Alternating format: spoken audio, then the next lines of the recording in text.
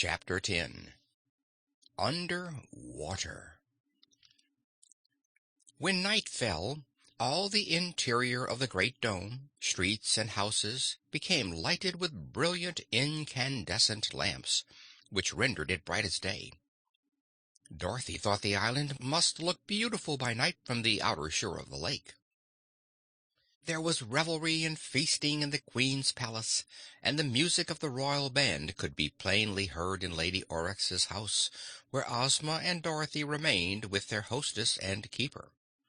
They were prisoners, but treated with much consideration. Lady Auryx gave them a nice supper, and when they wished to retire, showed them to a pretty room with comfortable beds, and wished them a good night and pleasant dreams. "What do you think of all this, Ozma?" Dorothy anxiously inquired when they were alone.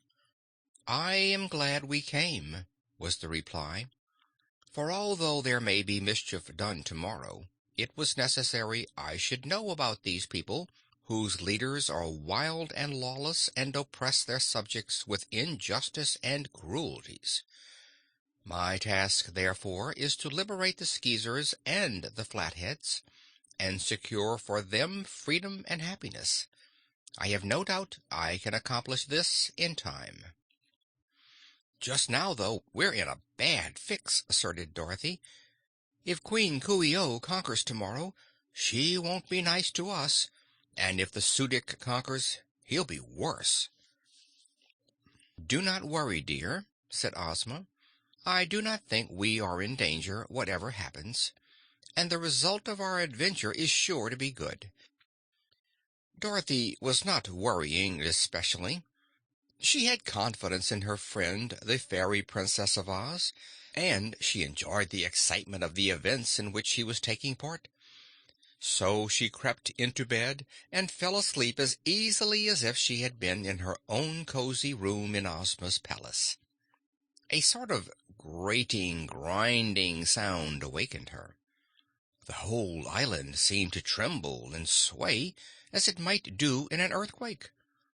Dorothy sat up in bed, rubbing her eyes to get the sleep out of them, and then found it was daybreak. Ozma was hurriedly dressing herself.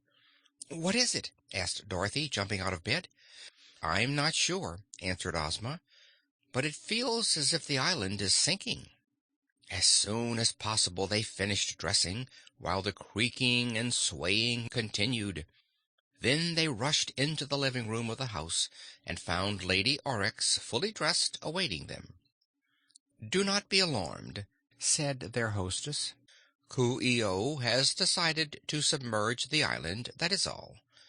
But it proves the Flatheads are coming to attack us." "What do you mean by submerging the island?" asked Dorothy. "Come here and see," was the reply. Lady Auryx led them to a window which faced the side of the great dome which covered all the village, and they could see that the island was indeed sinking, for the water of the lake was already halfway up the side of the dome. Through the glass could be seen swimming fishes and tall stalks of swaying seaweeds, for the water was clear as crystal, and through it they could distinguish even the farther shore of the lake. "The Flatheads are not here yet," said Lady Auryx. "They will come soon, but not until all of this dome is under the surface of the water." "Won't the dome leak?" Dorothy inquired anxiously. "No, indeed." "Was the island ever sunk before?" "Oh, yes, on several occasions. But Coo ee oh doesn't care to do that often, for it requires a lot of hard work to operate the machinery. The dome was built so that the island could disappear.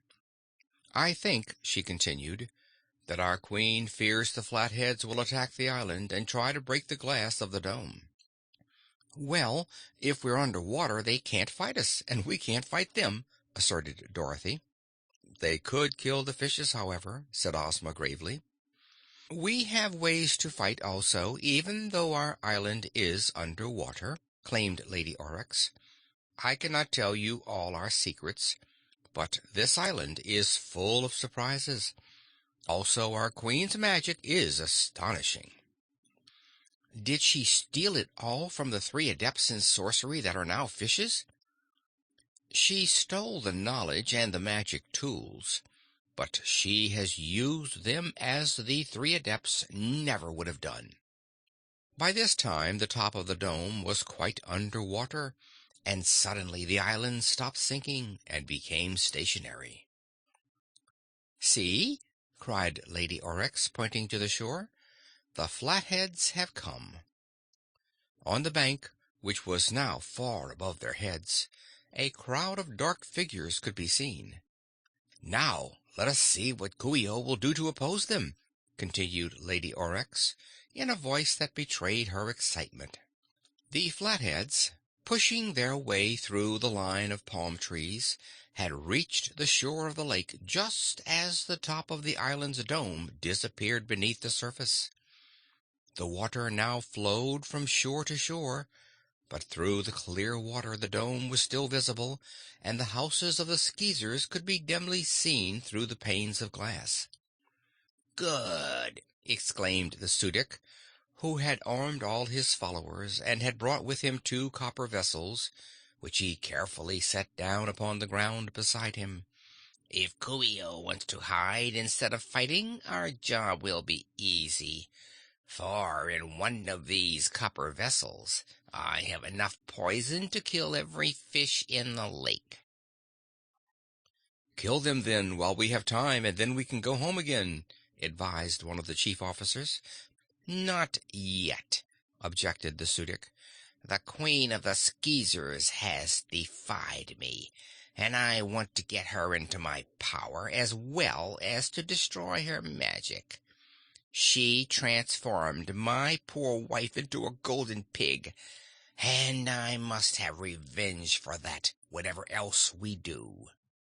"Look out!" suddenly exclaimed the officers, pointing into the lake.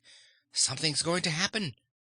From the submerged dome a door opened, and something black shot swiftly out into the water.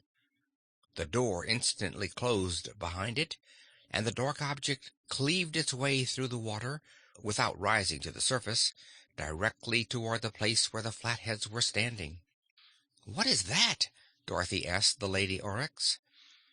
"That is one of the Queen's submarines," was the reply. "It is all enclosed and can move under water. Coo ee oh has several of these boats which are kept in little rooms in the basement under our village. When the island is submerged, the Queen uses these boats to reach the shore, and I believe she now intends to fight the Flatheads with them." The Su dic and his people knew nothing of Coo ee oh's submarines, so they watched with surprise as the underwater boat approached them. When it was quite near the shore it rose to the surface, and the top parted and fell back, disclosing a boat full of armed Skeezers. At the head was the Queen, standing up in the bow and holding in one hand a coil of magic rope that gleamed like silver.